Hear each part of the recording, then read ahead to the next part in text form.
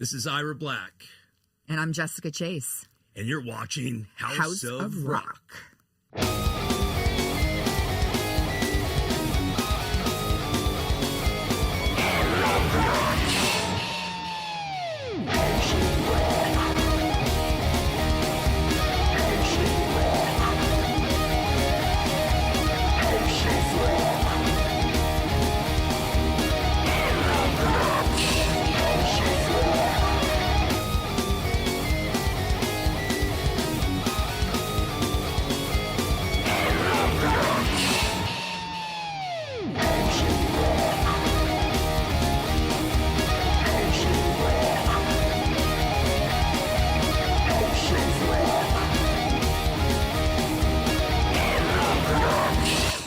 Of Rock.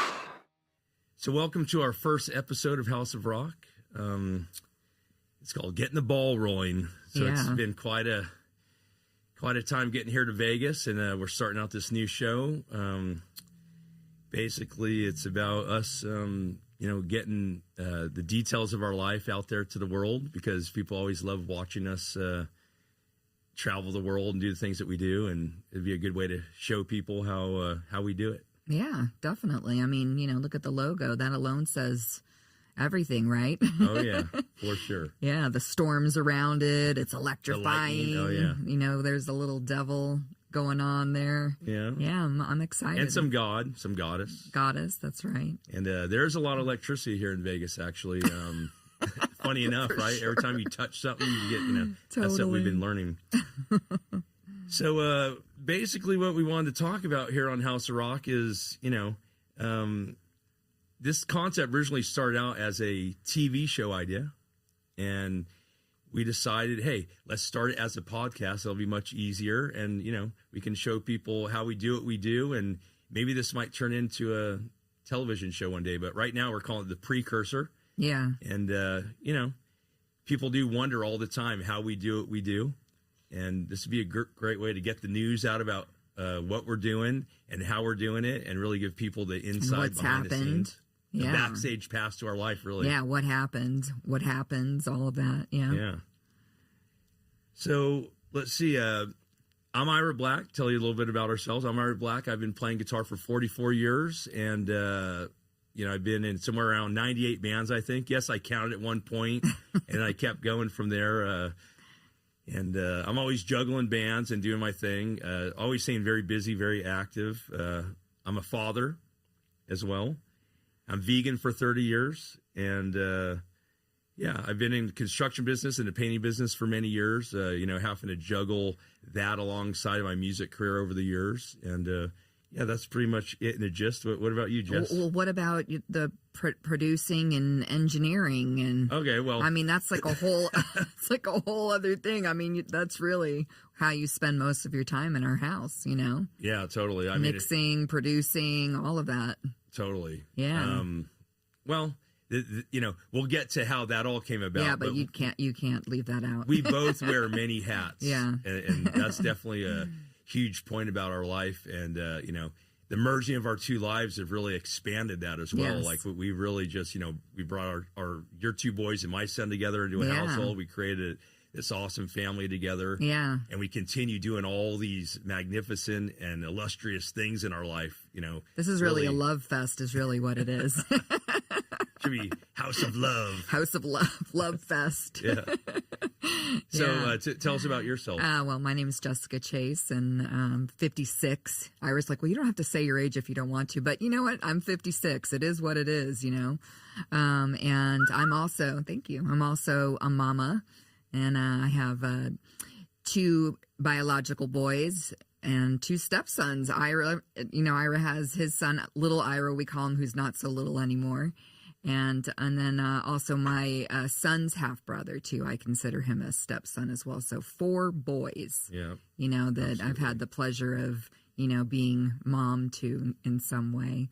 And then I too am a jack of all trades and spent a lot of time in my own designing and creative field, painting and writing and designing handbags and accessories, and then moved into medical marijuana business for a long time, which KFC and an old Kentucky Fried Chicken video. We'll talk about that which in a later episode. Yeah. There's so much to unpack here. Yeah. For sure. And of course, you have a degree in religious and philosophy studies? Religious studies and psychology. Oh, psychology. Same thing. Yeah, No, not same really. thing. Yeah, kind of. And women's studies too. Oh, yeah. But I don't tell people that one too much because I don't want people to get all freaked out like I'm going to get all, well, I will, but. And speaking of not getting freaked out, Jess and I are both sober. Yeah. And we're going to tell lots of stories about that too, because she's definitely one of the reasons why I got sober. And that's a long, years drawn out story about how that happened as well. Yeah, so. it's special. Yeah. Yeah, And then, very much the so. music business, that I really fell mostly into it, just, because of you, and I've always been around the music business, but I really never, jumped too deeply into it until 20 years ago when we first met. So, it's a huge part of my life, and you're a huge part of my life. And so it's about the merging of our personal lives and our love and our relationship into our careers, and they kind of, the lines blur, don't they? Yeah, they do. Yeah. It's very interesting. And in case you haven't been able to tell yet, this is not a podcast about us interviewing other people. This is a podcast about our lives. And why not? Because, there's so much going on. So this is a great way for us to kind of, roll some of it out to people so they can understand how and why we do what we do, and how it all comes together. Because people ask us all the time, don't they? We're out and about, and they're like, how do you they do all this? And well, we have a lot of interests, and, we're always changing the channel. It's like we're always changing the channel to different things. And, I'm more reserved, right? So I don't really want to be out there that much, which makes sense because I'm not, I'm not on stage. I'm not a performer like that. I like to be on the side of the stage or in front of the stage or behind the stage, and you're completely the opposite. You thrive in, in the public spotlight, and, and musicians should, So we always get into this little, not, argument, but always an entanglement of, well, how much do you want to share? It's an intensity is what it is. And, you're a Virgo, I'm an Aries, and though we have a lot of commonalities that we both like rock music, and we have kids. We love to travel. Love life, we love to travel. We also have some opposites going very on much too. so. You're a planner, being a Virgo. Yes. I'm an Aries. I'm spontaneous. Very spontaneous. So it's like us, the intensity of juggling that, and it doesn't always work out the way we're trying to figure it out. Yeah. But eventually we do, right? I mean, in the end, we always sit there, we finish this long journey that, we go, wow, how did that all work out? I know. Yeah. And, So- I think we do very well with each other's differences, but we really are very different, in a lot of ways. And, I always say, well, it's a good thing you're as gorgeous as you are, Ira Black, because it would have been, Yeah, you get up early in the morning. Yeah. I'm going to bed early in the morning because I've been working on music all night. Yeah. And that's not always the case, but a It's lot. most of the It's just, time. musicians have the late night lifestyle, and that's, where I thrive, and you're a morning person. Yeah, I get up. You get up, and I've already done 20 things. And Yeah, exactly. yeah. To really start this story, it's been quite a year, right? The past year, like a year ago, 2024, that's where we have to start unpacking the beginning of this story. And we could go back for years, and we will eventually, in its further episodes, talk about stories of the past and stuff. But to get to where we're at right now, really kind of started a year ago, right? I mean, this is a wild story. Yeah, when we were in the UK. Yeah, so, Jessica was managing, I say was, we'll get to that later, Right. was managing the Bullet Boys. Yeah. And I was playing guitar in the band. Yeah. And we were doing a lot for that band, for sure. Absolutely. Being a power couple and really, helping push that along. Establish that lineup. Yeah. Establish that lineup. And Jessica, with the help of ARM and some other people, booked a UK tour. Yeah. And so we were heading over, that was a long story just to get that thing booked. But, okay, let's just we traveled to the UK. We landed. First day there is the only day off because we're playing 14 shows in Yeah. 15 days. Yeah. The first day we arrive, we get to the hotel, and we get a message from at the time the management company was managing the lease on our house that we were living in Castaic, California. Right. And it basically says, you have 60 days to move out. Yeah. We're like, oh my God. Yeah. So imagine here we are in the UK, you know, our boy, well, one of our sons was living with us at the time, and Jessica's mom, of course. So we have a lot of responsibility. 5 cats, of course, too. We have a lot of responsibility. We have a big house. That's a big deal to say, hey, you're going to have to move, because she's being a Virgo, already going, I got to plan it. So she's like, I got to fly home tomorrow. Yeah. And I'm like, hold on a minute. Yeah. Right. And of course, she was having a meltdown because she likes to plan things. And me, Mr. Spontaneous, like, well, work it out, hun. I'm a little more laid back in that sense, you know. So, man, if this was captured at the time, I mean, it was heavy, you know. And, No, I felt bad for you because I know how you think. And I was like, no, I was suicidal at 4 o'clock. I was suicidal at 4 o'clock in the morning in London with jet lag. We had just arrived. Yeah. And, you know, I'm like, oh my God. We also had Garden of Eden on tour with us, who you were responsible for. You know, they brought onto the tour. It was like, I was just like, this is, out, and you know. you were tour managing this tour. Yes. Not only manager of Bullet Boys, but you're tour managing the tour. Yes. Okay. And it required a lot of tour managing. Yeah. So eventually you come to the conclusion, look, there's nothing you can do right now about that. So let's just get through this tour. And that was an intense tour, you know, because it was, you know, we had to drive to every show. You know, we rented the splitter van and stuff. And last show was in Ireland. And so I had to take the ferry over there and stuff. And, you know, that was an intensity. And then by the end of the tour, we took a couple days off, you and I, and we toured Ireland. And that was a lot of fun, right? I mean, that was like, oh, yeah, almost my favorite part of the trip, really. I mean, we had to completely put the possibility of having to move out of our house in 60 days on the shelf. Otherwise, we weren't going to enjoy any part of what we were doing. And, you know, we try to live in the moment. And we were able to do some research and start the ball rolling with the management company by reaching out to, I mean, we were on the phone during the night talking to the renters, housing, lawyers, all kinds of people. Yeah, we're trying to figure out how to figure that out while simultaneously enjoying the tour. Yeah, and we did. We figured it out. Absolutely. Yeah. And the tour was a lot of fun once you're able to put that aside. Because, you know, how can you not enjoy touring England? You know, we went to Stonehenge. Yeah, it was awesome. Had a great time. We went to Bath. And London, Piccadilly Circus. Yeah, in Wales, we went to the awesome church there. Yeah, and, it was beautiful. Yeah, it was incredible. Yeah, it really was. And then we did the tour in Ireland. After the band left, we you know, went on a bus with the tour company. Where did we go? Where they filmed the Led Zeppelin album? The album cover, yeah. What was it called? The Kings or the Giants? Giants of the Causeway. Giants of the Causeway, right there. A lot to remember in our lives. You know, it's amazing that we can. It was freezing. Oh my God. There was like sleet coming down. But it was the walk down, you know, it took 25 minutes to walk down to the causeway, and it was raining. Incredible. But it was worth it. I mean, it was so beautiful to see that, you know.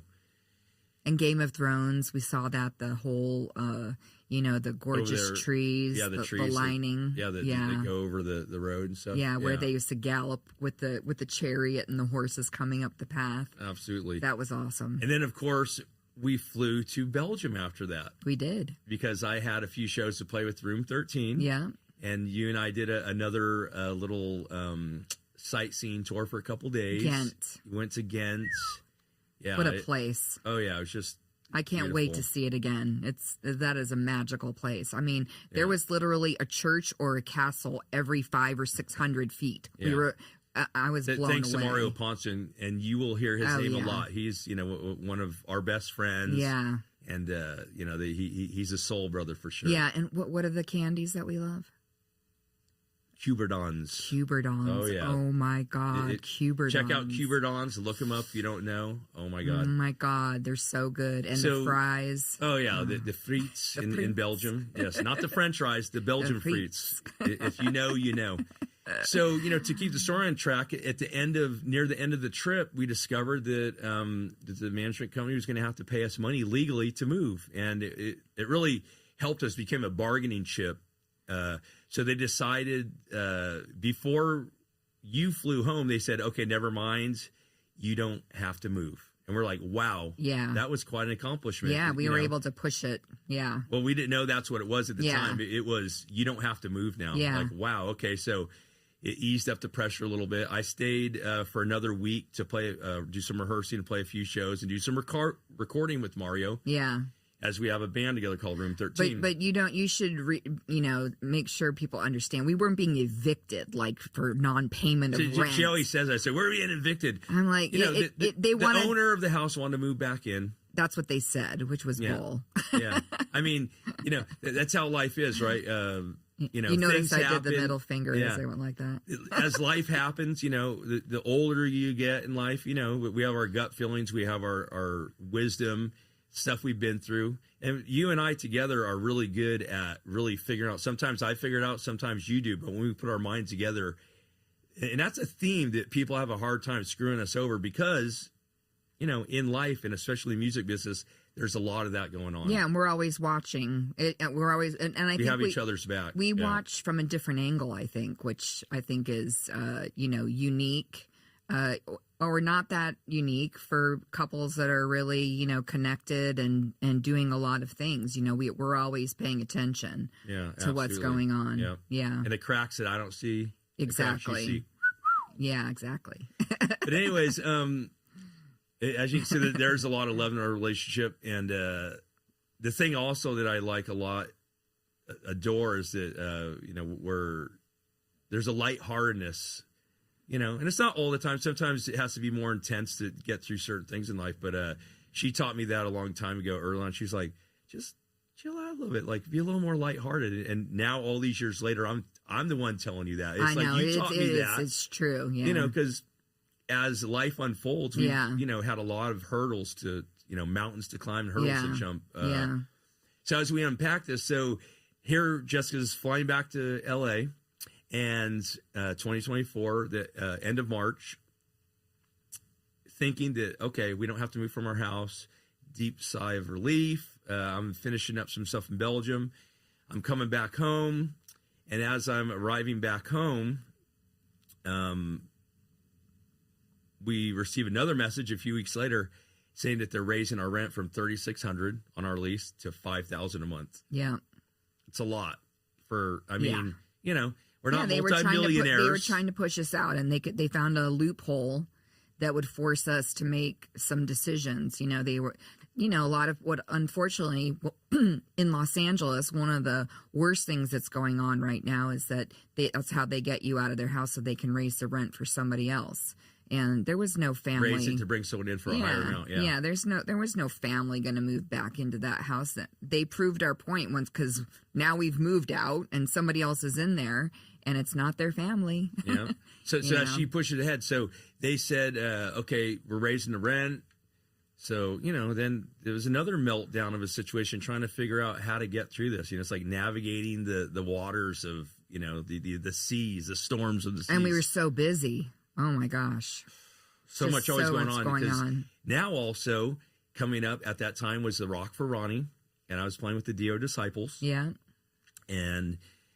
so Bullet Boys were having a lot of weekend fly out dates. So you're managing the band. I'm playing in the band. Yeah. So I'm starting to juggle bands. I got Room 13 going on. I'm mixing that album. And you're recording new Bullet Boys. You wrote, 16 songs 20 or something? songs. 20 Bullet Boys songs. Yeah. And, we're trying to push all these things the other one. It's really chaos in the house at all times. Because we're just... moving from one topic to the next nonstop. We're eating dinner, we're talking about this, we're watching a movie, and we talk about this, and we get a message, and we're just running nonstop. In and out, the kids. Yeah. And the cats. And the cats. So now we have to figure out where to go from here. We're like, well, let's give notice, and let's move out. Now we've already moved a few times like every 2 or 3 years because we encountered the same situation with renting. Yeah, so we were like, we need to figure out how to buy a house. So we started, these discussions started then. Well, California is really expensive. We don't have a lot of money saved. So we're, really juggling these concepts and trying to figure out how do we move forward while we're continuing in our regular everyday life of the music business and all the other things. So long story short, we come to the conclusion that we're going to move. And let me tell you how we did that. So we end up coming to Vegas, because that's where we're at now, here at Orden Studios, by the way. And the Scorpions are doing a residency. And it turns out that Mickey D and Todd Singer, the manager of Motorhead, are talking about possibly maybe buying a investment property here in Vegas.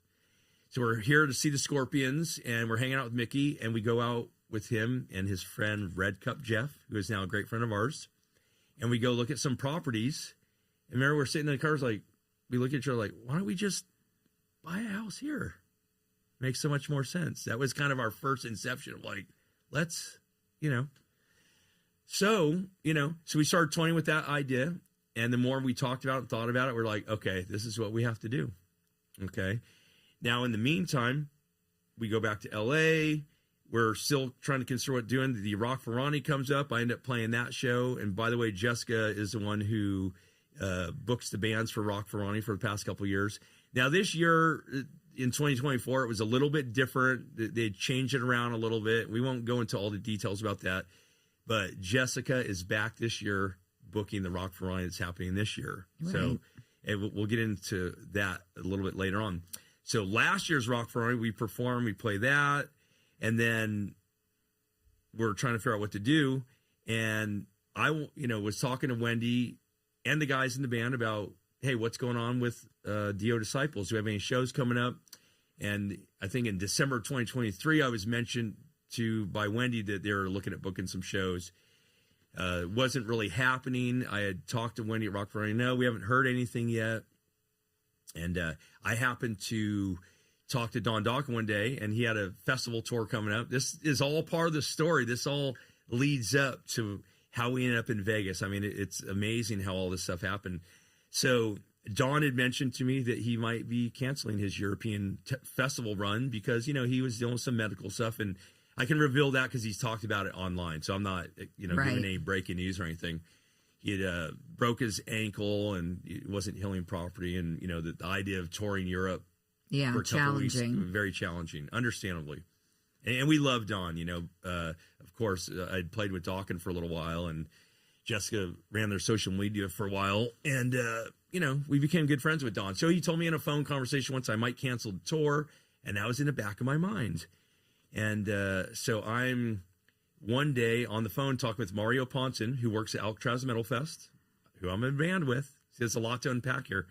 And we're talking about the mixing of our record, and Jessica walks in and says, hey, Don just sent out the email canceling the festivals. Right. Oh, my God, this a little inside information. But he already sent the message out, so all the festivals were going to receive this information. Yeah. And I'm on the phone with one of the guys who works at the festival. Yeah. So I tell him, hey, Dawkins just sent out the cancellation email. I said, hey, why don't you replace Dawkins on Alcatraz Metal Fest, who they were scheduled to perform at, and put DO Disciples on there. So he's like, hey, that's a great idea. So he reaches out to his cohorts at Alcatraz Metal Fest, Mario and Philip, the other Mario. And within hours, I get a message stating, hey, they want DO Disciples. Wow, this is like a coup. That's what I call it. Heavy metal booking coup. And so, of course, I call Wendy the next morning. I tell her about this. She says, hey, this is awesome. Reaches out to the guys. We're looking for a singer at the time. So I decided to call Joey Belladonna. I reached out to Ripper Owens. He wasn't available. He's with KK's Priest at the time. And that same morning, hours later of all this information coming out, I called Joey Belladonna.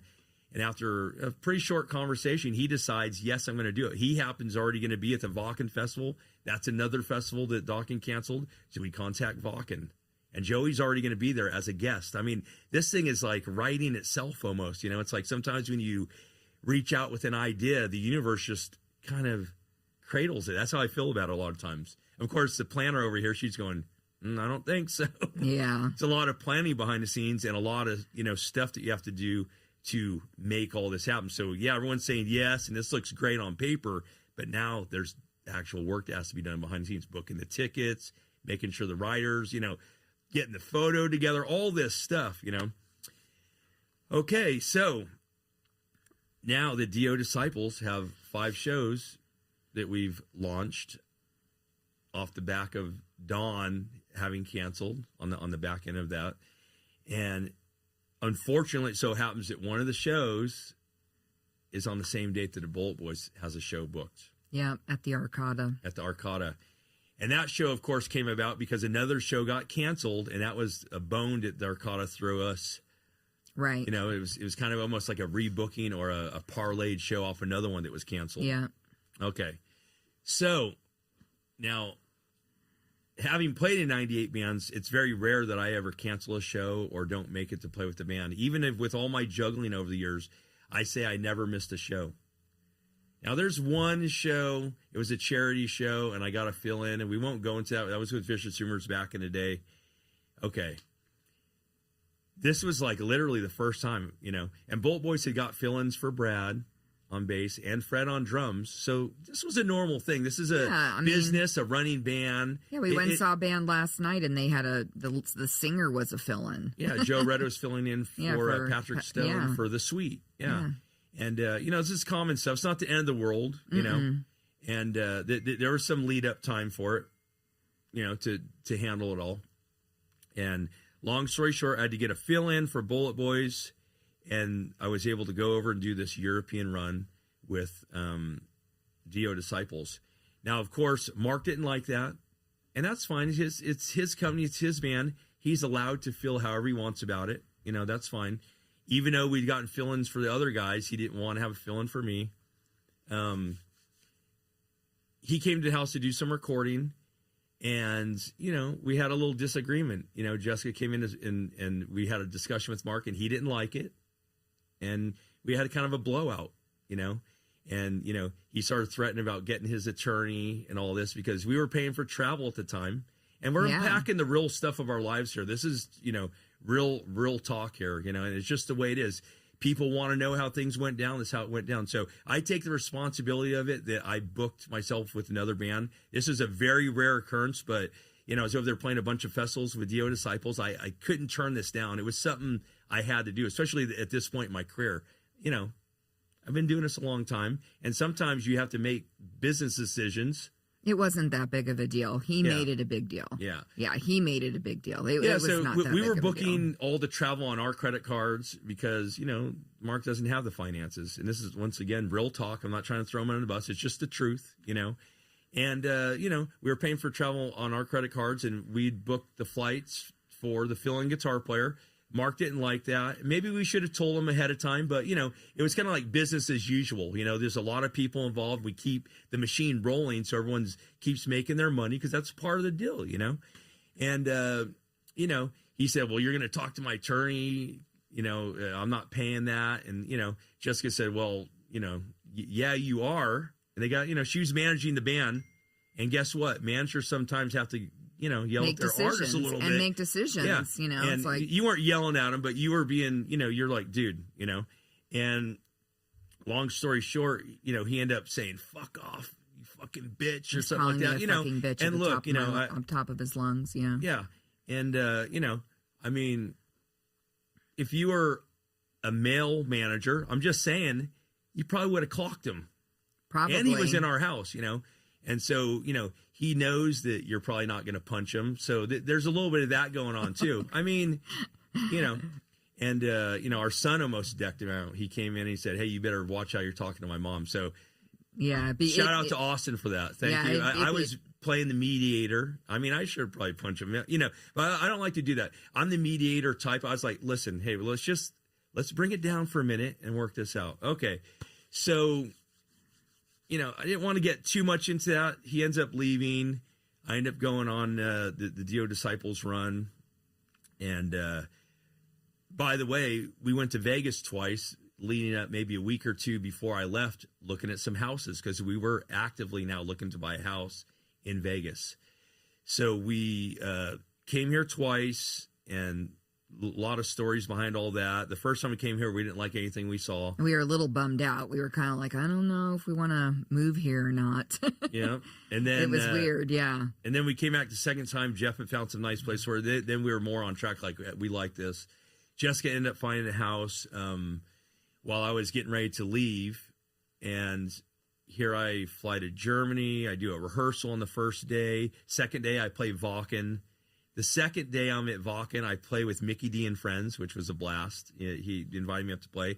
And then I fly to Norway, and I'm playing a show with Geo Disciples, open it for Mr. Big there.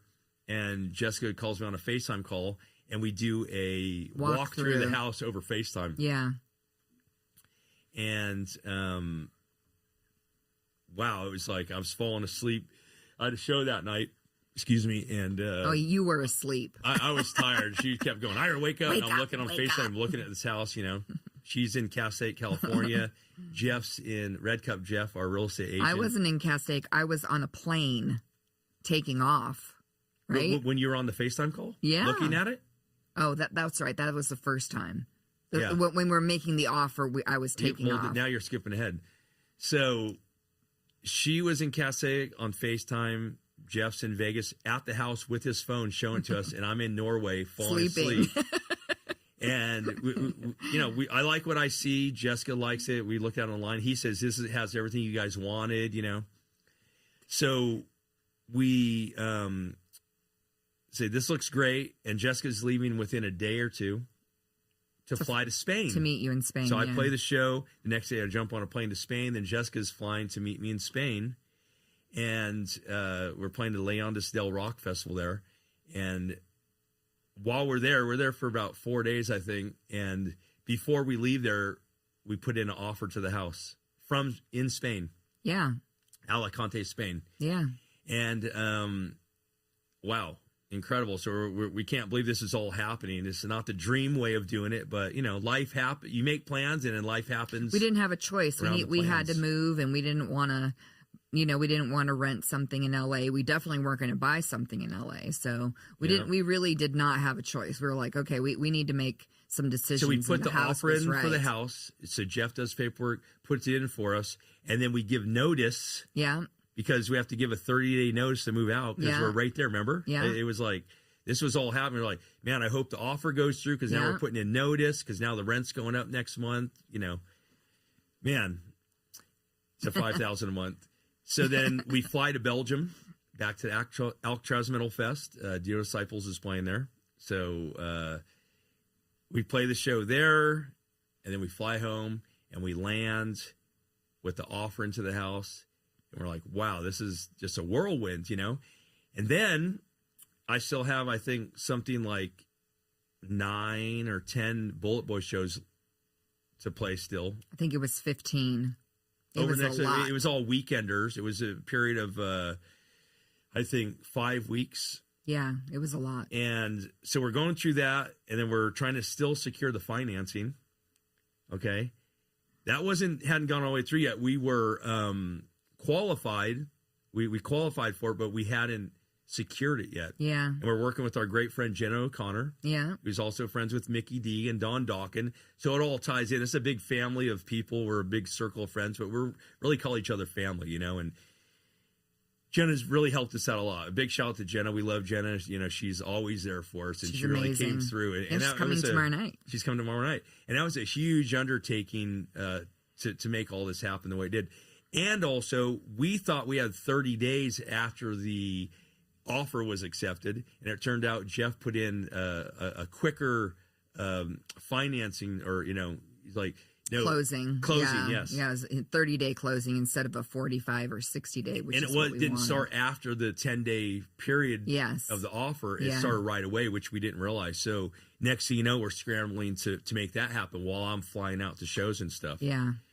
So getting back off to our Dio Disciples, we put in an offer for the house. We put in our notice to move. Now we have to secure financing, and we find out like 7 days after I'm back that we have to secure financing. And we have like 2.5 weeks to do it. And we're like, oh my God. And I'm flying out every weekend. and are like, oh my God, how are we going to do this? And I'm doing all the paperwork. Yeah, shout out to Jessica. She's doing all, because I'm so focused on this stuff. And I'm also mixing music, because I'm actually producing 4 bands at the time: Bullet Boys and Lobotomy, Fat Bastard, and Room 13. Yeah. So I got a lot of responsibility too.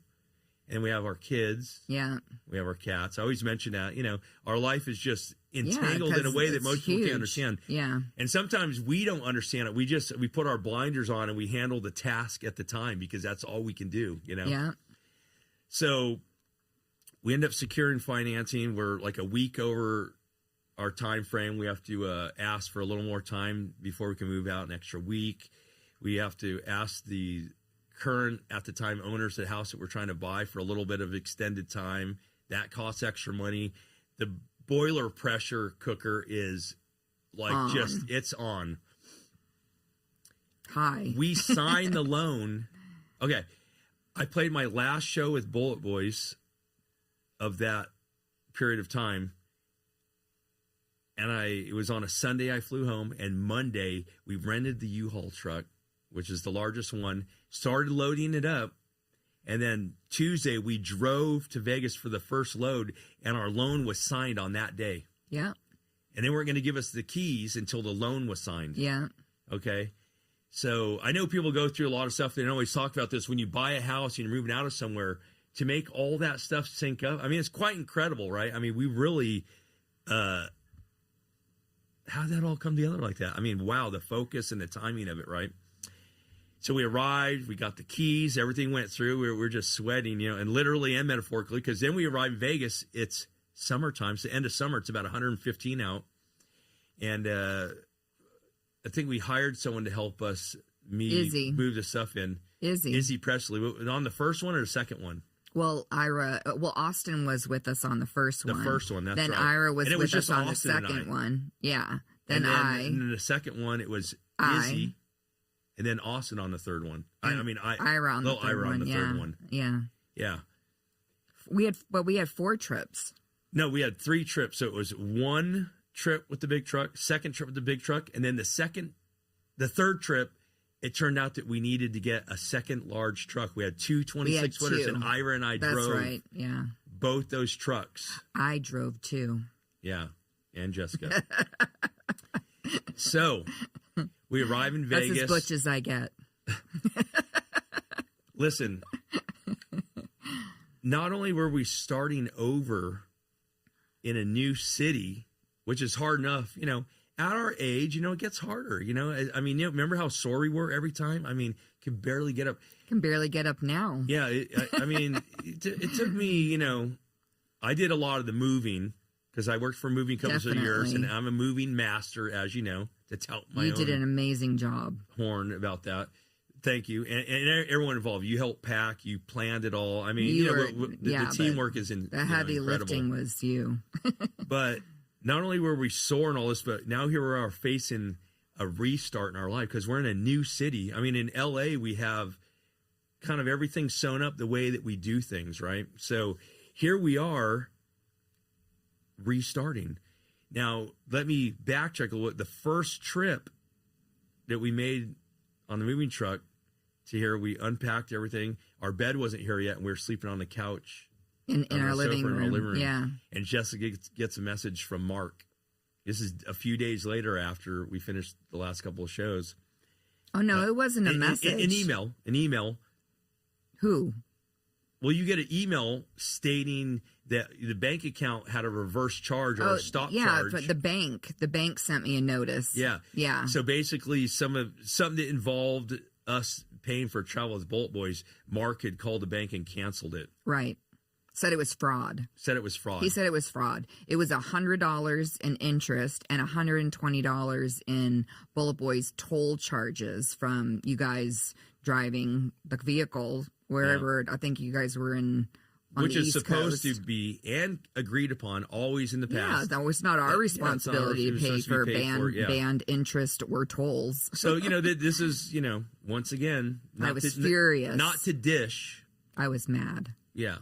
So, we'll talk about that a little bit later on in the show about the details about him and the situation. But, you know, she was already fed up from that previous argument and was trying to find your way back to getting into enjoying working with the band. Having it in my heart. Yeah.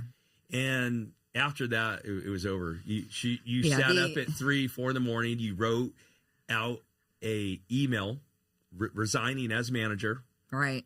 And, you know, this is a lot to deal with because our life balances on all these plates. Like we're keeping the plate spinning, as they say. Well, if I can interject, I mean, for me personally, it was that I didn't want our financial security to be at risk because, say, I had $4,000 worth of airline tickets on our credit card, and then Mark decides to dispute the charge and leaves us with a $4,000 credit card, bill.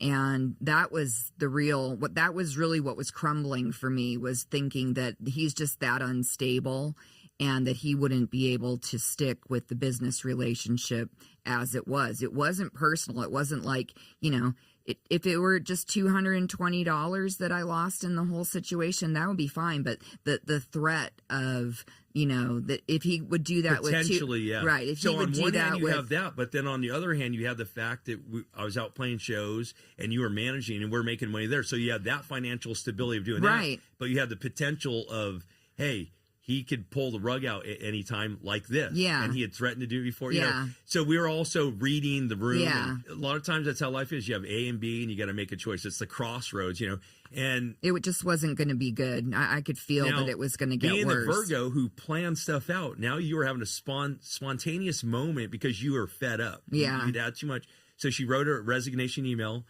I read it over. I said, if that's how you feel, I have your back. Go for it. She sent it out. Great. So she resigned. Yes. She resigned. And then we talked for, the next week or so or two about how I was going to maybe try and figure out how to carry on. We had a Songvest campaign going on that was in the middle of operation. And then we had, I think, some other shows on the books or something like that. No. The album, I had the album that I was working on. So I was trying to negotiate in my own mind and heart and with you and with Mark, trying to figure out how, if it was possible to carry on and just get through this. I knew I was going to leave eventually. And then I wrote him a message stating that, he was going to have to take care of a few things before I would be willing to carry on. Mm-hmm. He never responded. And then a month later, a press release went out saying that he fired us. And then, of course, he brought in the guitar player that I introduced him to fill in for me. Yeah. Okay. And that's fine. I mean, part of me wishes Mark the best of luck because he's going to need it. Yeah. Well, he's going to carry on anyway.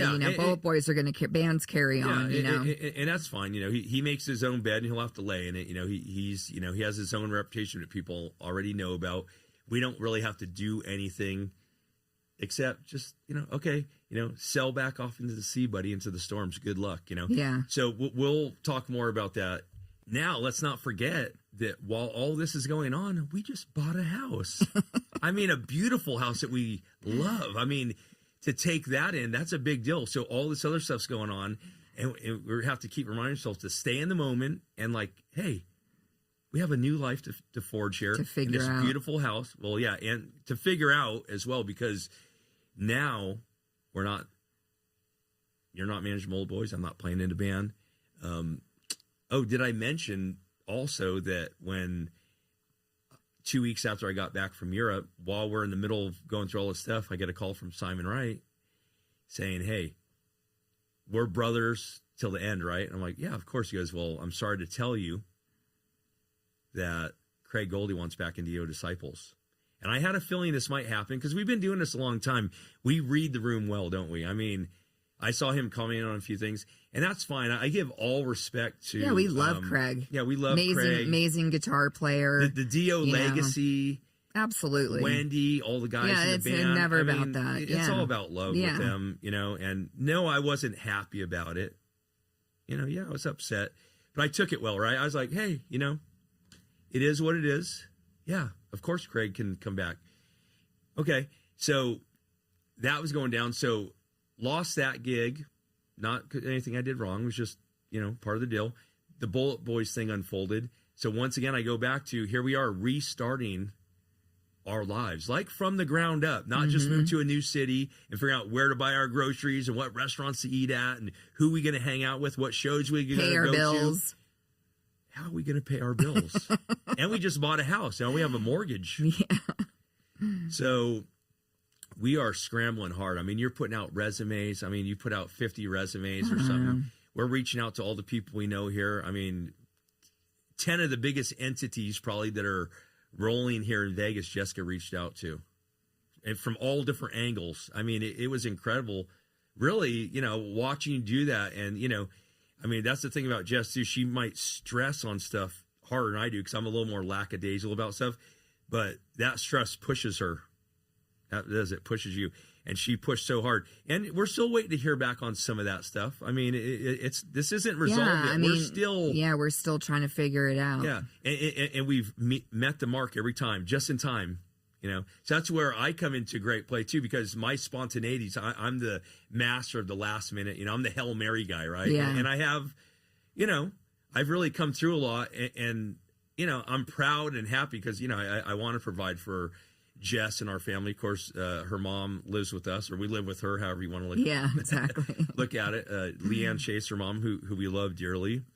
And, it's been quite a struggle, now, let's see, 10 days we'd been here. I was just finally starting to feel whole again from being sore from moving. I mean, I was, level 10 sore. So are you. We're mentally, physically, exhausted, spiritually exhausted, just trying to figure out what's next for us. And I decided to go out to a show one night. Mickey Free was playing at the Backstage Bar and Billiards. Shout out to Ava and Carlos Addy, the owners, good friends of ours. And they had a show going on, a jam, the Mickey Free Jam.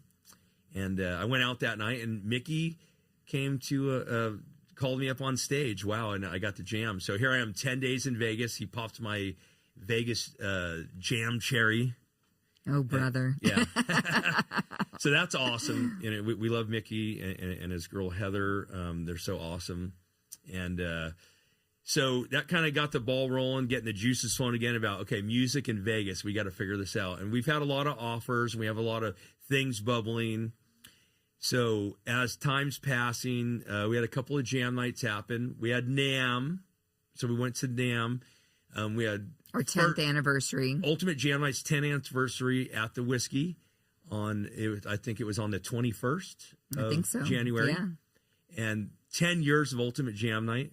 So let's unpack that a little bit. We've been doing that for 10 years. We've participated in the very second show, not the first one, but the second one, and been part of it ever since.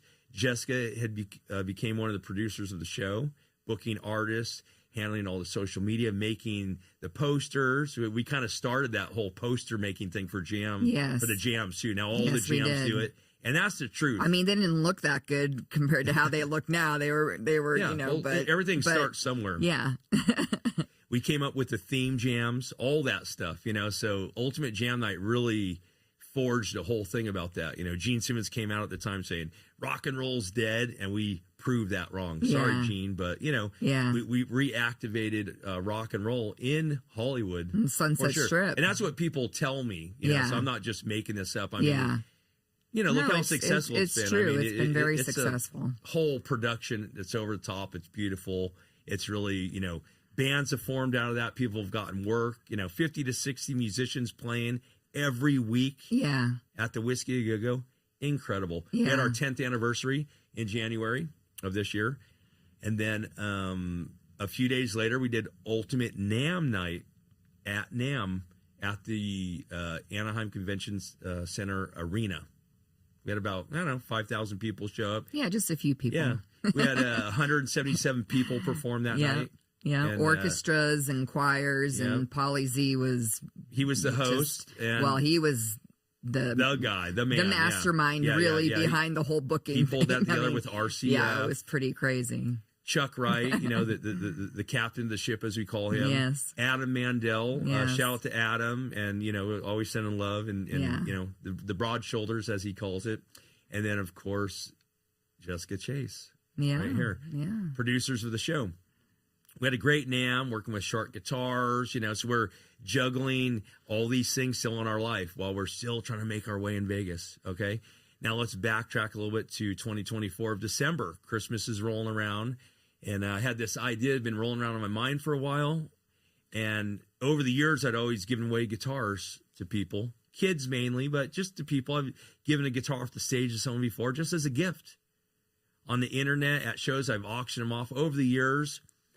So let me start a platform for this. I pitch it to you on the couch one day. You're like, we're already so, Yeah. And this is what happens sometimes. You do shoot down my ideas a lot, but it's almost a testing ground. If I can make it past your, okay, another idea, great, Ira, if I can make it past that, then it's worth something, you're like, okay, show me.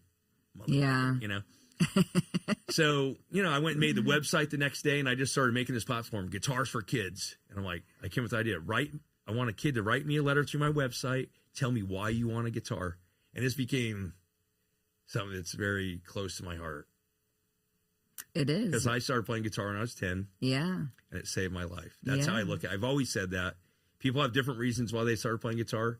My stepfather, Papa Joe, is a guitar player. My birthright father, Ira Black, was a guitar player. It's in my blood. It's been around me. One day at 10 years old, Papa Joe had the guitar sitting there, an acoustic guitar. He said, hey, show me something. And I picked it right up. And that really just, you put it best, through all the tumultuous times of my life growing up, the guitar is what I had the whole time, all the way through. That was my blanket, my security blanket. That's the thing that got me through. That was the way where I could express my emotions. I'm writing these songs, I'm playing guitar. It was like I always had that. No matter what happened in my life, that was with me. Yeah. So I thought, hey, the original idea is I just want to help bring music to the world and keep real music alive, giving guitars to kids. And then I realized, wow, it could do for them what it did for me. And when I realized that, when I said, hey, kids can write me a letter and tell me why they want a guitar. And then a few of the letters were heartbreaking. Mm-hmm. One kid, I can mention any names here, he wrote me a message right before NAMM saying, my father had a few heart attacks. I'd love to have a guitar to help get through the anxiety of it. Said, oh, man, this is why I'm doing this. I'm going to send you a guitar after NAMM. Got back from NAMM. We were driving back on Sunday from L.A., and I got a message from the mom saying the father died the day before. Oh, my God. Then we really said, wow, what a great thing we're doing here, So we did come back from NAMM. We got the NAMM tracks. We did. And, it sucked. So I wrote her a message, said, hey, I'm sick right now. Let me, sorry to hear that. I'll get back to you. So we ended up sending out the guitar. They sent us a video back, and, he had a smile on his face, and, so, wow, that's awesome that, we could do that. Okay, so let's also get into a little bit of this because, this is a big deal, too. We are family-oriented. We're family first with our friends and our actual family. Mm-hmm. We moved to Vegas without our kids. Mm-hmm. Yeah. Very hard on us, especially Jess, look, I'm a little teared up about it now because, I do miss them as we get further into this.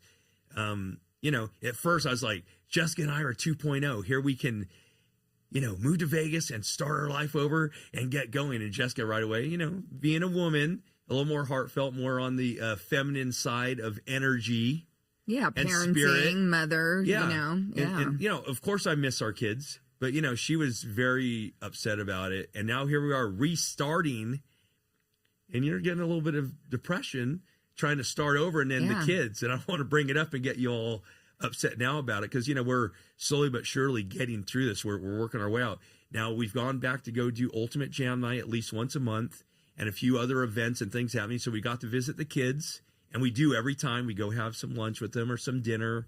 They come out to Ultimate Jam Night, and they've come to visit us in Vegas a few times. Well, we've seen them, at least twice a month, since we've moved here. And, luckily my boys like to call me, and I appreciate that so much. And, and I call them. We speak every day on the phone, and that part's really nice. But, there's that is a part for me that I don't like at all. There's a little melancholy thing about how this whole thing's gone down. Yeah. We didn't, you know, we've been thrown into the fire. Well, about they lived with us. You know, we saw them every day. You know, Ira was living, you know, just a few blocks up the street, really, you know, a mile up the street. And he'd come to the house every day. And then Nikki lived with us. And then, you know, Austin was at the house on the weekends. And yeah, you know, it's like that. I mean, I have what I consider an empty nest. You know, it's an empty nest for me. You know, it's and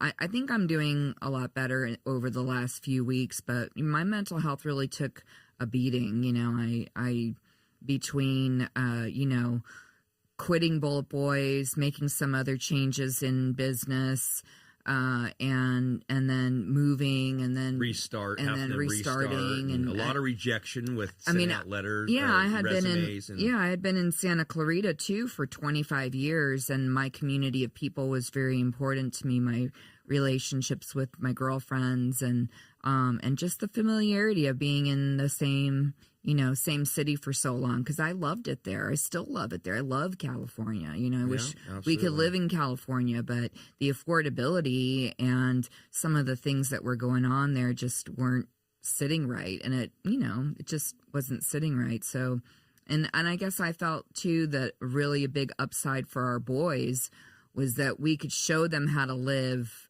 a better life. You know, that you don't have to be so strapped to, you know, high rents and high this, high that, you know. And moving that forward, that concept is we're also, you know, trying to convince them to move here eventually. So every time we come, they come here, we, you know, we're hinting and also straight up saying, hey, by the way, financially, you know, and we're here. We have the house, you know, so that there's a platform for you to launch off here, you know, like, you know, because we love our family and our boys and we want them to be here eventually. Yeah. So we're just throwing that out there. Yeah, but, you know, I mean, aside from the housing market, the housing market's really affordable here. But the rest of it, I haven't really noticed that much of a change. Groceries are still expensive. Gas is about $1 a gallon cheaper here, you know. Our utilities are pretty much about the same except for our power bill, but we haven't gone through an extreme summer yet, so we don't really know. So we didn't talk about the house very much, but the house is beautiful. It's a 5-bedroom house. We have a pool, jacuzzi, solar panels. So that's going to help out a lot, of course. And our house is situated in such a nice way that we really don't. We have beautiful light that comes into our house, but we don't have that extreme sun baking into our house, which you know, there's some great shades on the outside of the house that really help with that. Yeah, it changes everything.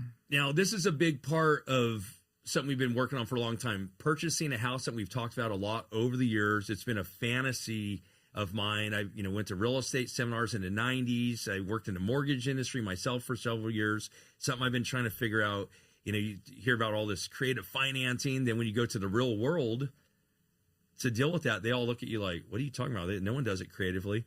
And it does exist in there because we did get creative in our own way about how we got the house. And that's a whole other story that we'll tell on some later episodes, because the reason we call this House of Rock is because really we want to get into the real estate industry. Okay, we want to purchase some houses, maybe fix them up, sell them, or rent them out, Airbnb them. So this podcast, which will eventually be a TV show, we're going to really show how we are immersing our current crazy over-the-top life in the music business and our personal lives and figure out how to get into the real estate world one way or another.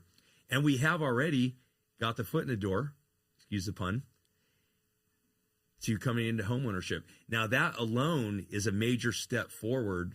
You know, okay, groceries are the same, a lot of prices are the same, but ownership of a house is a big deal, because when you're paying rent, you're throwing your money out the window every month. Yeah, you're paying for a place to live, but you'll never see that again.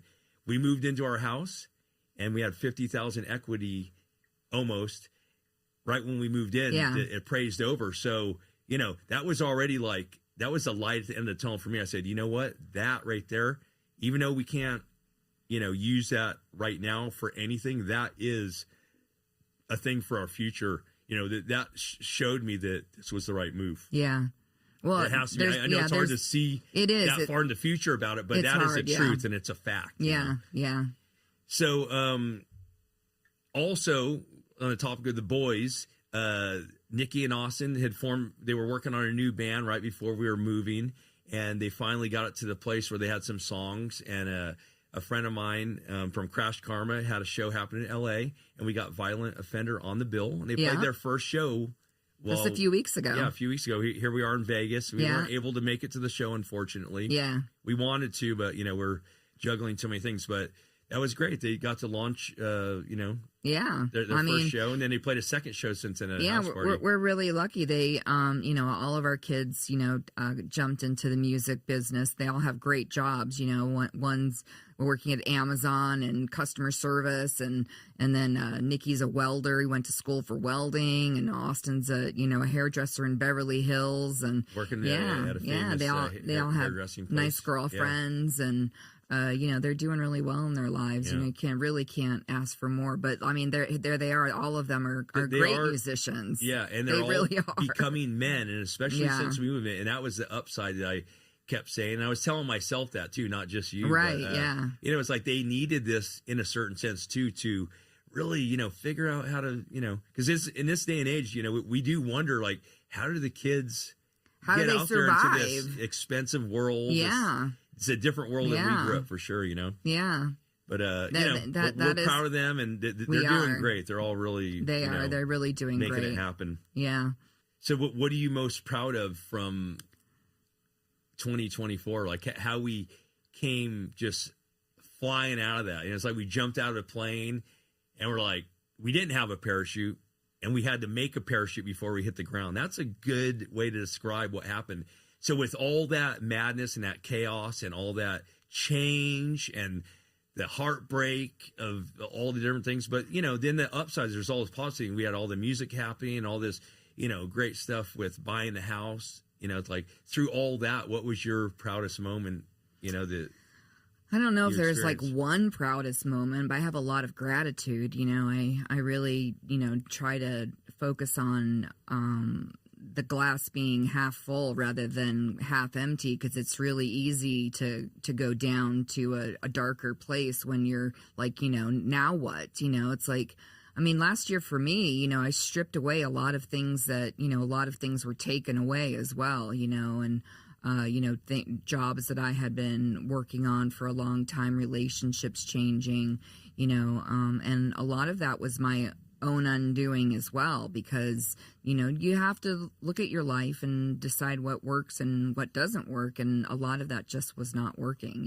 Yeah. And then the change of location really stripped the Band-Aid off, quite ripped it off. Like, oh yeah, it was like, then we're like, yeah, you're really raw. I had to like jump into anything that seemed familiar to me here, but I mean, I had a great time. All the travel that we did last year was awesome. I really loved traveling, and I loved being in the UK. That was a lot of fun, and visiting. I lived there for 5 years. So, really like, getting to have that feeling again. And, that's always one of my favorite things. And, absolutely. Well, that leads me to talk about this. So Jessica lived in the early 80s in UK, in England. Yeah, London. With her parents. Her father was in the Army. Marine Corps. Marines. Why I always say that? You can never say that. It's Marine Corps.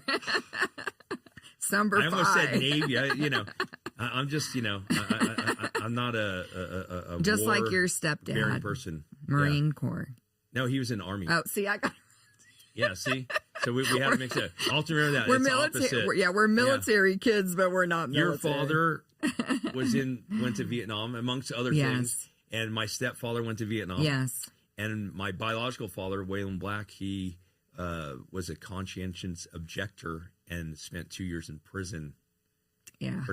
For refusing to go. Yeah. So I got to see both sides, so I tend to be more of the peaceful in my soul, my heart, I've, especially knowing all that, but Jessica moved every 3 years because you're military brat. Every 3 to 4 years. You and your brother Dave, yeah, who we love, and your mom and your father Jonathan, and they moved to London.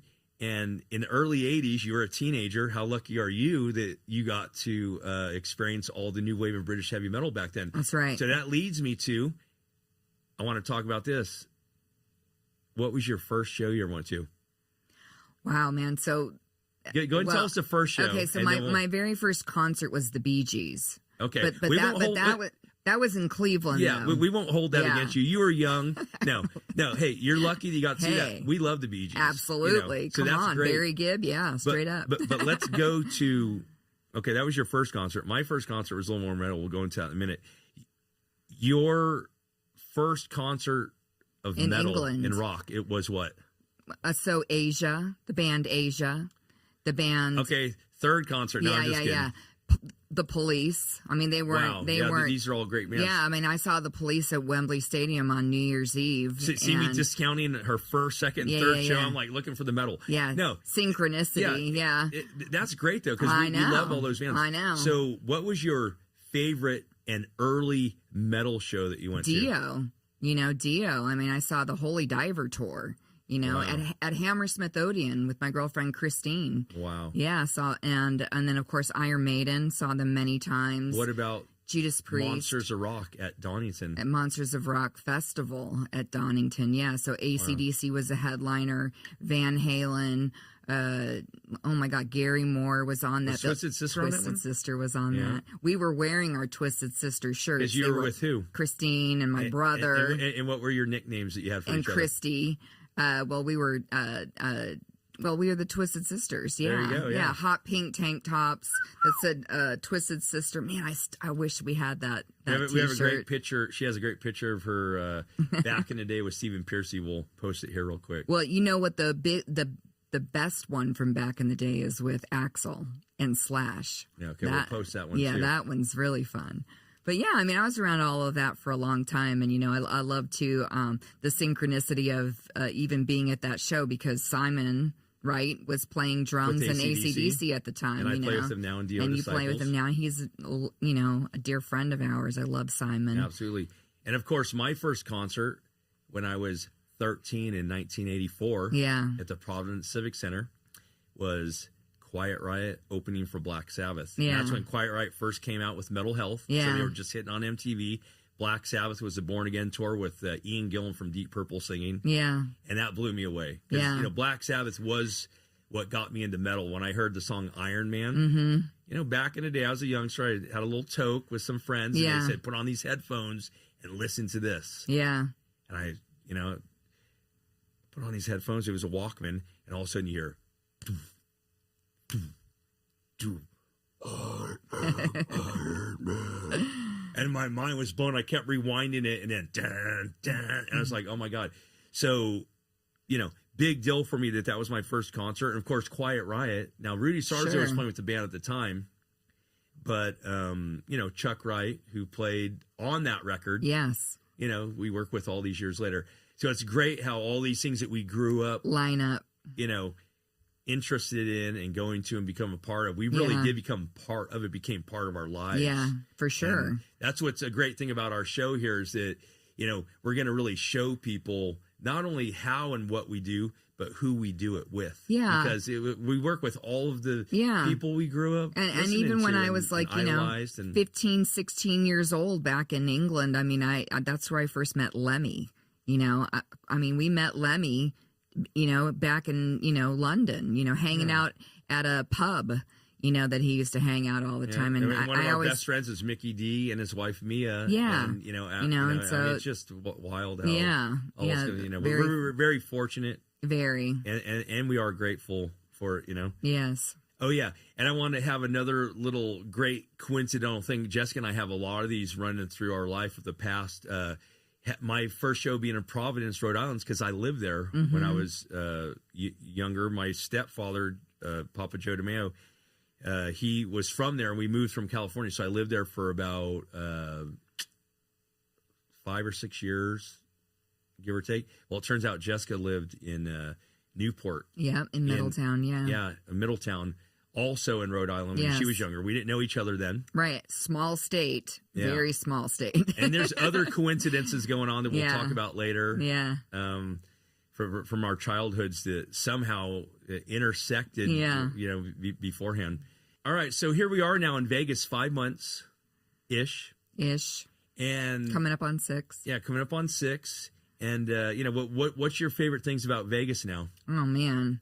I have several. I mean, number one is how nice people are here. I mean, Really? it's weird because LA is not like that. You know, there's a lot of attitude in LA. We know a lot of people. We do, and they're but nice with us. But a lot even of people them, in the grocery store. Yeah, we go to the grocery store here, like, and people are just so sweet. I'll never forget this woman that I was at Walmart coming out. We were both parking at the same time, and she gets out of the car at the same time. This really pretty black woman gets out of the car, and we're standing like at the back of our car, and we look at each other, and we're both wearing the same sweatpants, the same black sweatpants that said pink on the side, and we had like a black hoodie on, and we just looked at each other, and we were like, I like you, and she was like, I like you too, and we gave each other a hug.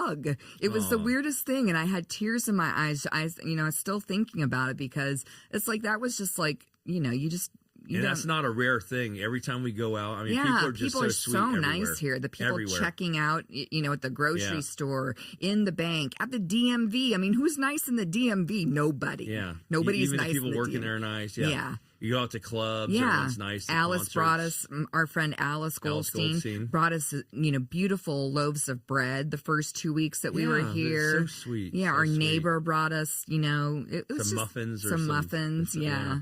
Yeah, I think that's really the nicest thing that I really like about Las Vegas so far. Absolutely. And the music community here is awesome. It's a tight-knit, relatively small circle. Everybody knows each other. Yeah. I mean, Hollywood's like that too. It's small, but LA's bigger, but here it's like, we're only here, 3-4 weeks, and we tell people we just moved here. Oh, yeah, I heard that you moved here. It's like, wow. Yeah. And then we started to see the intersecting of different circles. We go hang out here one night, and then they would say, oh, well, that person over there is a friend of ours, and they invited us over here tonight. We go over there, and it's someone we already knew.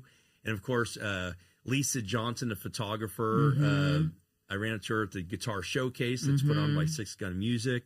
Yeah. That was only a few weeks after we were here. Lisa Johnson wanted to photograph my guitars for her third book coming up. Yeah. So she came over and did that, and then she hooked us up with Mitch Snyder, who's Ozzy and Five Finger Death Punch publicist, and they brought us into their mixer party that they have every couple of months. And then we got there, and there's about 100 people there, and we probably knew 75% of the people there already. Yeah, a lot of people that were transplanted from LA. And so it's a very small, tight-knit community, the music scene here, and all the clubs. You pretty much know just about all the people running all the clubs. Yes. About 90% of them here, and we have access to them that quickly. It's pretty amazing. Yeah. Now, Jessica and I decided to do an Ozzy tribute show because Black Sabbath was coming up to doing their show coming up, the final Black Sabbath show with Ozzy, and they had all these other people invited to play. And of course, Jake E. Lee was invited. We ran into him last night. I had a little talk with him about that. That was awesome. We love Jake. And it turns out, this story just keeps unfolding. So about 2 weeks after moving here, approximately, I think,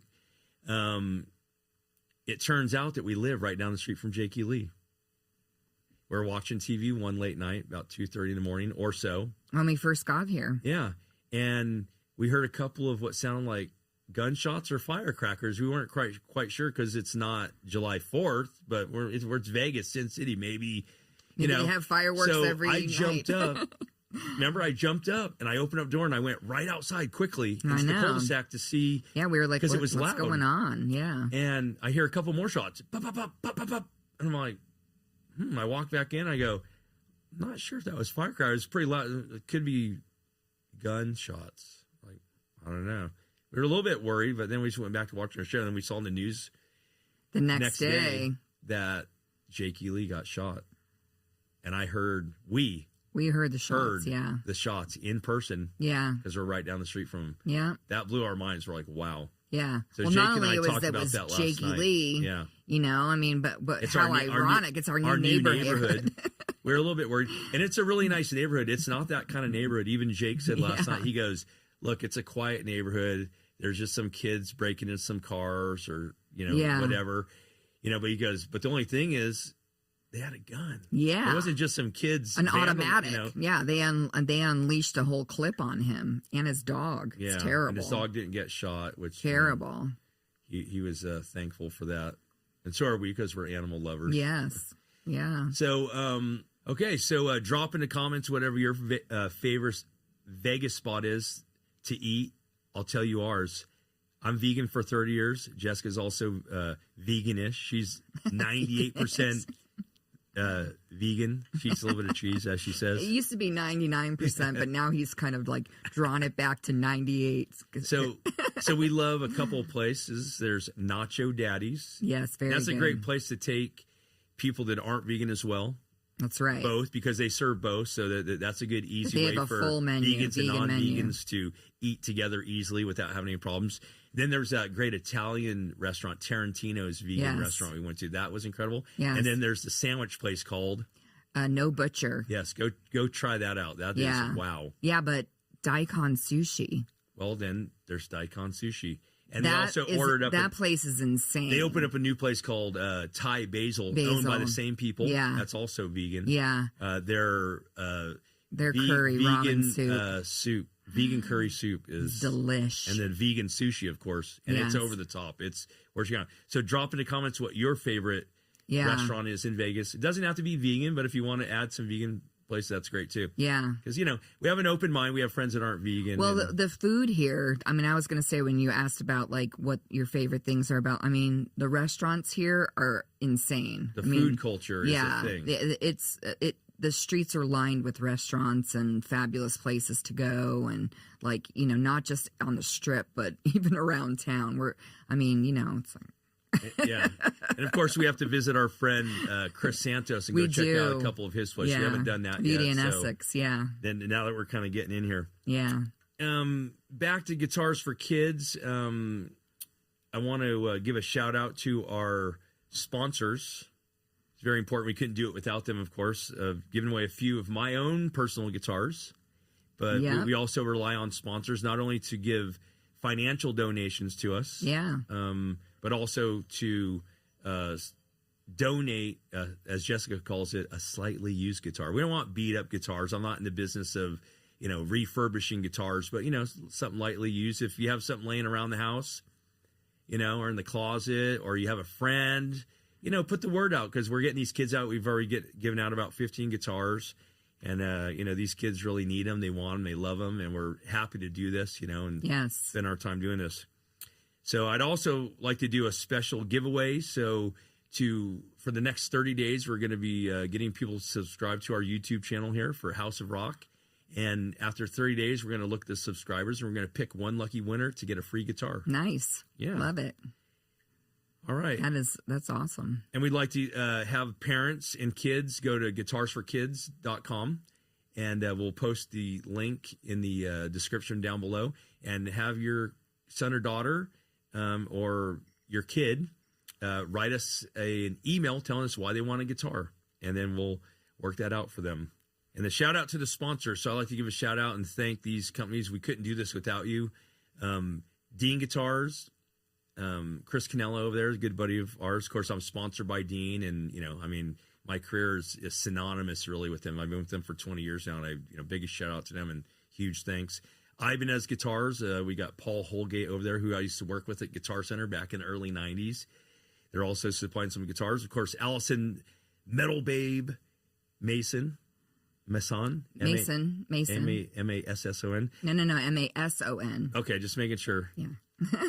And then thank you to her and her support. She interviewed me for her podcast segment she does with This, That, and the Other with Troy Patrick Farrell, another great friend of ours who lives here in Vegas. Yeah. Check out his show, Yeah. his podcast. And then Rodney and Deborah with Rock's Revolution. Great people. Thanks for the cookies that they sent, the vegan cookies and the recipe. And then, of course, famous rock photographer Lisa Johnson and her company Rock Photos. Check out her book, 108 Rockstars Guitars. She has her third book she's working on now, and she just photographed 3 of my guitars at our new house. Yeah. For her new book, so that's awesome. She's so cute. Oh, I just love she's her. so awesome. And then G4L Records. Our phones are chirping Yes, and going. Marcus with G4L Records. For his donation. And then, of course, Matthias and Shay with the Rockin' Round Table. They're the best. They're the best. We love them. We just did their podcast. and a couple days ago. So go check out the Rock and Round Table. Go subscribe to their channel. They become such great friends of ours. They are so thoughtful, and we love them so much. We went out to dinner with them last night, and he got me this new awesome chain. Check this out. Amazing. He's got a matching one. Well, his is chrome and mine's black. Yeah, it's gorgeous. Got you a nice makeup mirror. That was I'm awesome. so excited about it. Love to you guys. And they gave us 2 guitars for 2 lucky kids out there.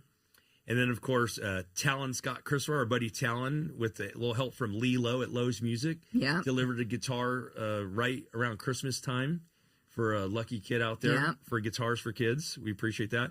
And then there's Dell and Greg Montana, who I met through Marketplace. They were selling some guitars, and I went over there to look at them. She ended up giving me a 3/4 size Child acoustic guitar that we sent out to a lucky kid. So a big shout out and thank you to them, Della and Greg Montano. And of course, Jorn with the Motorhead-inspired Belgian band Fat Bastard. He delivered a guitar to a Belgian girl out there for us. And much thanks to you and your band. Now we're going to go to a segment of the show called Where's the Beef?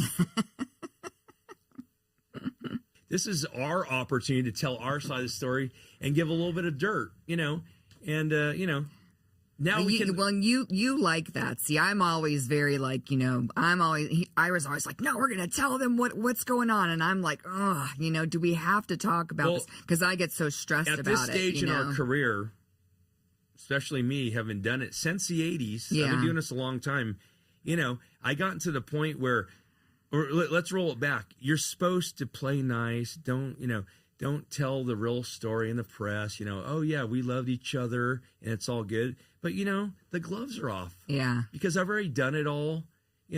After I played in documentaries, like, I've got to do it all. I don't even care what happens anymore. And that's very freeing to the soul and open. Because, I'm not desperate or, I'm still going to push. I'm going to be driven. If I want to do something, I'm going to do it. But, I'm going to do it in a different way. I've earned the right. I've paid my dues to do it my way.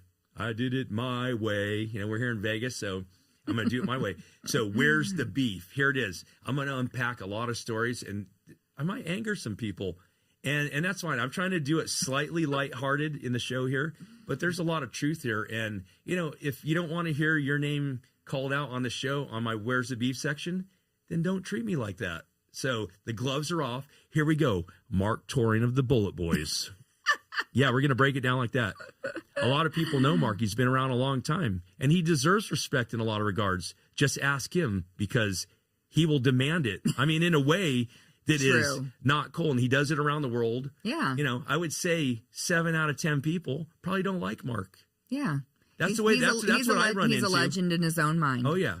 When we first joined the band, he was calling himself a legend on the phone every day, constantly talking to you. You finally had to yell at him, and you got in a few screaming arguments with him. He said, "Mark, I'm managing you. You don't have to tell me you're a legend anymore. I don't want to hear it for an hour and a half." I know, it was bad. He's always, Okay, so let's unpack. I mean, we can unpack a whole show on Mark, okay?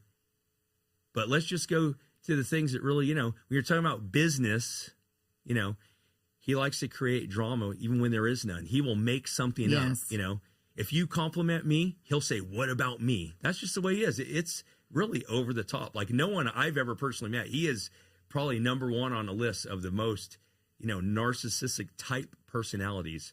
Now, he might watch it. He's going to get mad. He's going to threaten to have me beat up by one of the motorcycle clubs. He knows 2 of them out there, and he does that all the time. He's yelling, "I'm going to get this guy from that club to beat this guy." He is so full of himself, and he is. And I can say that because we have seen it. No, we have. And I wish I could really go into how deep it goes, because it is. He could have his own television show just based on how crazy that situation is. Okay, now, he borrowed my amp. Yes, he did. My EVH amp. And the story really goes a lot of different ways, but I'm going to make it simple.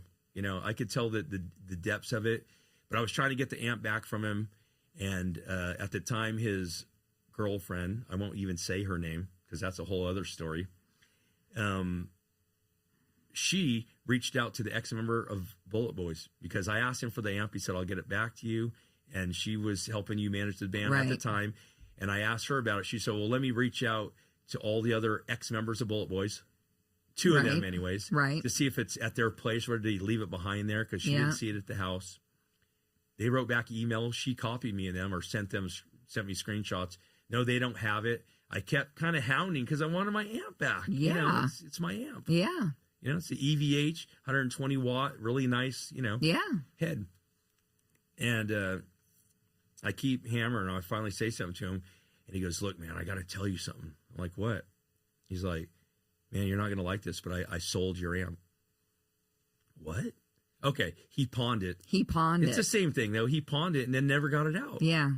So even worse, he probably got less money for it, but that's on him. Right. That's my amp. Yeah. You know, a musician's amp is, you know. Yeah, you don't borrow somebody's gear. You know how I strive to get equipment over my life coming from nothing, you know? You and it's like, you don't do that. Yeah, you know. It isn't it's cool like, at all. You know. I mean, some guitar players might be like, hey, I'd rather you, you know, took my woman from me instead of my amp. You know, I mean, you know, equipment's a big deal. Yeah. Guitars more so. Okay, amps, you know. Yeah. So, and then at one point he tells me, you know, I'm kind of, you know, he's like, I'm sorry I did that. He said sorry at first, you know, but then never made amends, never came up with a plan to make amends. And then one day I'm kind of talking about it. Well, you know, how are we going to remedy this? And he goes, NAMM was coming up and he goes, hey, I have an idea. Why don't you go to NAMM? When you go to NAMM, go to the EVH booth and go talk to the guy there and see if you can get a sponsorship and then get 2 heads. And then, this is what Mark said, you can give me one and you can keep the other one. That will replace the amp of yours that I sold. Are you kidding me? Mm-hmm. Is that how the world works? I'm like. I know. You were like, what? I'm like, okay. Yeah, it'd be one thing if he went and got an endorsement and picked up a couple amps and gave you one of them, but he's making you do, he wants you to do the work. No, it wasn't cool. Yeah. It wasn't so, cool. you know, he's going to get mad about this, but it's the truth. And, you know, if you want to rebuttal, go for it. You know? Yeah. But, and then also, like we already kind of said earlier in the show, when we decided to leave the band, you left, and then I kind of gave him an ultimatum. You know, what was left over was there was a show that canceled, and the protocol was that we'd still get our half. There's a deposit paid for the show, and we got to keep that. We'd get for committing to that date, we would get our money, and you should get your percentage. Yeah. He kept that, so he owes us that. Yeah. Okay. That's the truth. Yeah. And, you know, and then there was the money that... the Cleopatra deal. Yeah, the Cleopatra deal. Jessica cleared 4 albums off the internet. Yeah. Took a year doing it. Yeah. Wrote letters. FedExes, all kinds of stuff. Trademarks. Stuff. Yeah. Contacting the trademark companies, getting letters, getting Spotify and iTunes to pull all this stuff down. Yeah. You know, and really is because Bill Chavez and his wife passed away, and they're the ones that own the record, so there's no one to refute the deal. Yeah. You know? Yeah. So he's just taking his stuff back. Okay, I can understand that. I mean, I was working on that in the UK. I was working on all that other stuff was going on. All the other stuff was and going on. He agreed. And he signed those documents when we were in the UK, you know, that it was a final thing. And the agreement was 10%. I get 10%. Well, you're managing the band. I managed the band, yeah. And you know, he got a certain number, and then he refused to pay you. Yeah, he offered you me less. Yeah, a lot we don't less. say the numbers. Yeah, he offered a you quarter less, of it, yeah. And then never even paid that. Nope. Sure did. And then he went and signed the new deal with Cleopatra. Yeah. Yeah.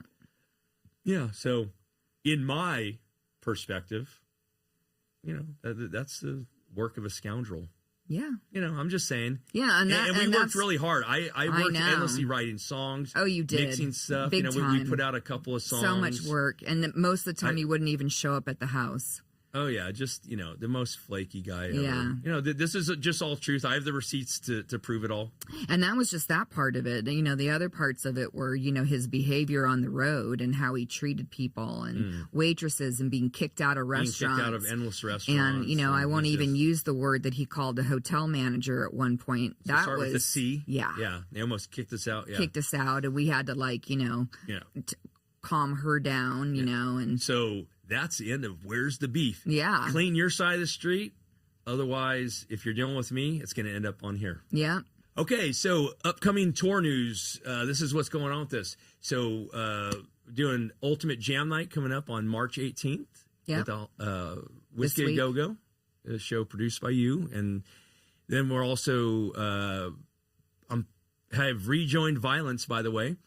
And we will be playing at the Backstage Bar and Billiards on April 10th. Then April 11th at the Terragram Ballroom in Los Angeles. And then a couple days later, I'm flying out to the UK when I'm doing a UK and European tour with Violence and Exhorter. And the final show will be in Bahrain. And there's talk of maybe playing in Tel Aviv, which I've never done, or Bahrain. So I'm looking forward to that. And then I'm home May 11th. And then May 18th is the Rock for Ronnie event. Rock for Ronnie. Don't forget to look at the camera a little bit when you're. So Rock for Ronnie, I'm playing with the Dio Disciples. Sebastian Bach is on the show. Yeah. There's an all-star performance with a bunch of artists playing. Kill Devil Hill. Kill Devil Hill. Count 77. Count 77 from Vegas. Yeah. And also Jason Charles Miller. That's right. And then there's an opening band. What are they called? Sorry, I'm forgetting their name. Anita Squeeze. Anita Squeeze. Yeah. And then, of course, March 29th, we're going to Brian Saliba's new opening show here at 11,000-seater. That's right. The Desert Jam or Desert Festival. Yeah. Or it's a reggae or ska. I'm not sure which one it was. He has a lot of things going on. Yeah, so Jessica is the musical director for the Rock for Ronnie. So we're looking forward to that, raising money for the Stand Up and Shout Cancer Foundation ran by Wendy Dio. Right. So that's going to be awesome. Yeah. Looking forward to that. Lots of cool people are going to play. And, of course, it's such a great charity every year that we do it and, raise money for, cancer research. Wendy gives a check right straight to the doctor that treated and worked with Ronnie. So that's pretty awesome. Yeah. Yeah. What an honor it is to work with, anything Dio. Absolutely. Yeah. And then, of course, we got to throw a little bit of the drama in there because this was a major turn of events is that, Ronnie Radke came out and exposed a certain guitar player. We won't say his name because the internet already knows what it is. And, he was going on the internet. And Ronnie Radke from Falling Reverse thought that he was playing with Sebastian at our show, The Rock for Ronnie. Right. And he went on the internet, and he has millions of followers, and he was saying that we're complicit in this. It involved something that he was allegedly saying was pedophile. Yes. Pedophilia. Pedophilia, yeah. And we started to write a message. We're going to write to him and say, hey, you got this all wrong to Ronnie Radke. How do you reach a guy? Okay, you can reach him on Instagram. Maybe he won't respond. Right. And you reach out to Wendy, and she said, hey, I'm going to get the attorneys on it. And we were kind of sitting there with this message that we wrote. What do we do? And then who messaged you? Yeah, Ronnie messaged me. Ronnie Radke messaged Jessica and said, hey, we need to talk about your event. Yeah, and I sent him my phone number. And he called right up. Yeah. So we were able to clear that up pretty quickly that, this event didn't include that person and never has. But I really just want to know, Brent, did you really have a relationship with a 16-year-old? It's like, it's not cool. Yeah, I'm not all right with it. So, and everything that I've read and heard and learned from very reliable sources is that that's true, Yeah, so we don't want to, make any judgment legally. It's alleged at this point.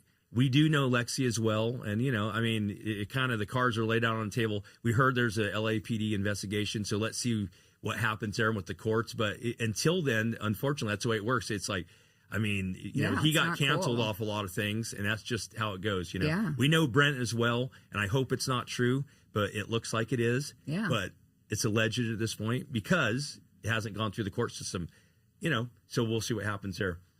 Now, Jessica had a nice conversation with Ronnie Radke, and he actually thanked her, and she thanked him. It was actually a great conversation. Yeah, it was. Yeah.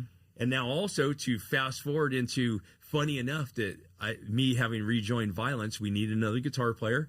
And I used to be in Westville Massacre. Max Georgioff was also a previous member of the band, and he had recently quit Falling Reverse. Yes. So he lives in Vegas. I gave Max a call. So Max Georgioff, more news, will be joining Violence on these shows. So it's going to be Max Georgioff and myself shredding people's faces off. This is going to be awesome. One hell of a tour. Yeah. Okay, final thing. So we mentioned Alcatraz Metal Fest. So, of course, the famous story about how I proposed to you in 2017 on stage with Korn with the help of Ray Luzier and Head and the guys in Korn and Mario Ponton, our good friend. Right? So, Amazing. So check out the video here.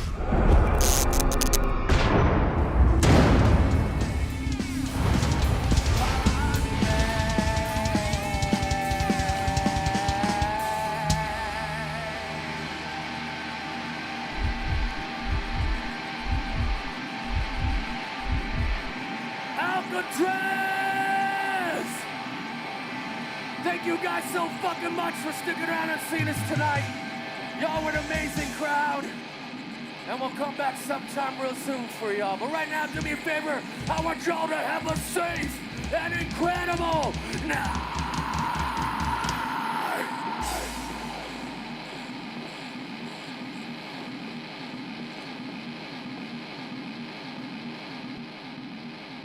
Yo, speaking of fireworks, we got a friend, Ira from I Am Morbid. He has something to say. Are you ready? Well, I am, and I hope she is. Jessica Chase, will you marry me?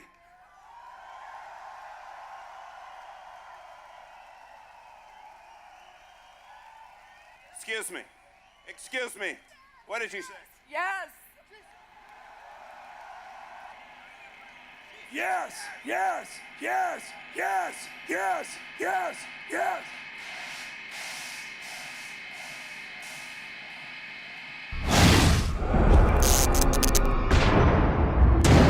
Okay, so you saw that. That was great, right? I mean, people were freaking out from left to right, worldwide. Korn was calling us up, texting us next day, hey, everyone's talking about this. And, you know, I mean, how do you top that?